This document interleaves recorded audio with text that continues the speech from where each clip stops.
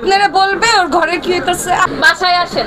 বরিশালের মানুষের ব্যাপারে আমার খুব নেগেটিভ একটা ধারণা ছিল যে ওরা অনেক ঝগড়া হয়, অনেক হিংসুটা হয়, কথায় না পারলে হাত পা চালানো শুরু করে দেয়। কথাই না পারলে হাত পা চালায়, এইটা আমি মানি।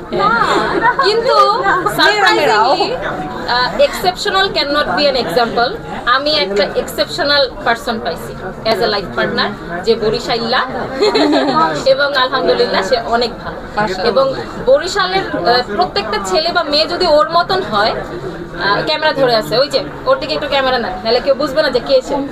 এই যে আমার হাসপাতাল মিসকি মিসকি হাসতেছে। হ্যাঁ, এই যে বরিশালের দিয়ে এত খাটান খাটাচ্ছেন, এটা কি উচিত হচ্ছে?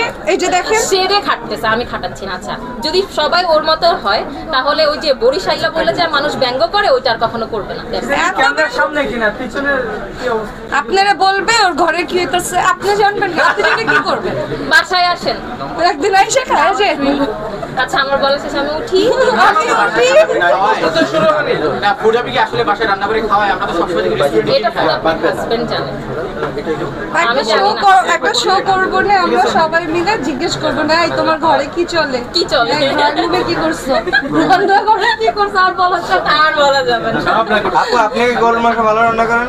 হ্যাঁ হ্যাঁ, হ্যাঁ। চুই ডাল দেন? না, চুই ঝাল তো দিই না, বাসা থেকে বলে দিছে। ওটা দিয়ে। মানে ভাইয়া মানে অনেকে খেতে পাচ্ছেন। আচ্ছা আপু, নাজাতের প্রোডাক্ট কেমন লাগছে আপনার?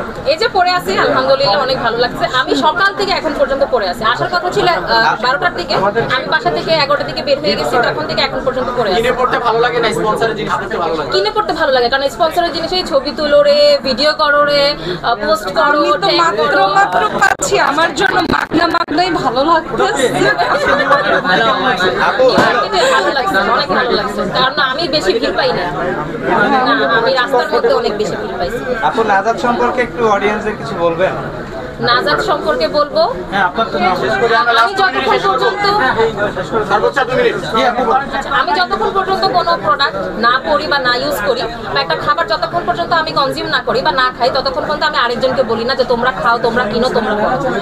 আমি এই ড্রেসটা আজকে সকাল থেকে এখন পর্যন্ত প্রায় 6 ঘন্টার মতন পরে আছি। আলহামদুলিল্লাহ অনেক বেশি কমফোর্টেবল, অনেক বেশি ভালো লাগছে এবং ডিজাইনটা আমার কাছে ভালো লাগছে।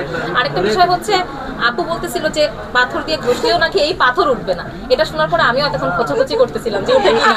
একটু বসে দেখি, টেবিলে বসে না, আমি আঙুল দিয়ে নখ দিয়ে ঘষে দেখছি, উঠে নাই। না, উঠে তো যেহেতু এটা একটা ভালো মানের প্রোডাক্ট, তো আমার মনে হয় পয়সা দিয়ে অন্য জায়গা থেকে প্রোডাক্ট কিনে না ঠকে, না যাতে এসে যদি মানুষ ভালো প্রোডাক্ট কিনে, ইয়েস, তাহলে মনে হয় এটা সাশ্রয়ী হবে। আর এখানে তো দেখে কেনার অপশন আছে, মানে এমন না যে জোর করে কেউ ধরাই দিতেছে। সো মাশাআল্লাহ অনেক ভালো লাগলো। দ্যাটস ইট।